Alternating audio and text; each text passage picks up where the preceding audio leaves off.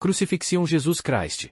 Matthew 27 verse 33 to 56, Mark 15 verse 22 to 41, Luke 23 verse 33 to 56 and John 19 verse 17 to 42. After being declared innocent by the magistrates, Pilate then gives the sentence of crucifixion, thus satisfying the thirst for murderous desires of that crowd drunk with hatred, envy, and all other evil feelings.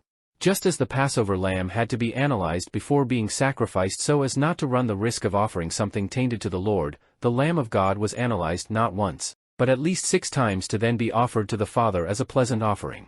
Then Pilate, seeing that he was profiting nothing, but the tumult was increasing, took water, and washed his hands before the multitude, saying, I am innocent of the blood of this righteous man. Consider this. Matthew 27 verse 24. Being in the form of God, he did not consider it a robbery to be equal with God, but he emptied himself, taking the form of a servant, being made in the likeness of men, and being found in appearance as a man. He humbled himself by becoming obedient to the point of death, even death on a cross. Philippians 2 verse 6 to 8. After forcing Jesus to walk the entire Via Dolorosa, a journey of approximately 2 kilometers, without the strength to carry the cross, a crowd arrived at Golgotha, including soldiers, religious, some followers and a mob insatiable for violence, to then crucify the Lord.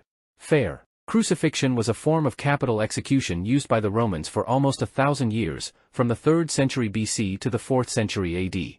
It was a punishment reserved for the worst crimes, such as treason, insurrection, and rebellion.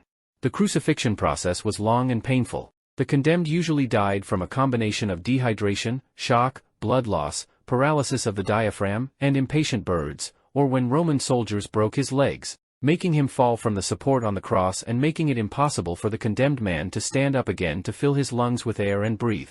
As he said, the Lord was crucified at the 3rd hour of the day, 9 a.m., and remained on the cross until the 9th hour, 3 p.m. He agonized. He was thirsty, he felt abandoned, he had a lot of pain and his body became sick. But even so, he still had the strength, compassion and love to minister salvation to the thief on the cross and forgive those cruel, sinful and blasphemous men. At the 6th hour, 12 o'clock, in the greatest heat of the day, there was darkness over the land. I believe that around the 9th hour, 3 p.m., the Lord expired and gave his Spirit to the Father. And there was darkness over all the land from the 6th hour until the 9th hour, and the sun was darkened, and the curtain of the temple was rent in the middle. And Jesus, crying with a loud voice, said, Father, into your hands I commend my spirit. And when he had said this, he expired. Matthew 27 verse 45 to 50. After his death, 2 influential men in Israel took him down from the cross and buried him. After this, Joseph of Arimathea went and took away the body of Jesus.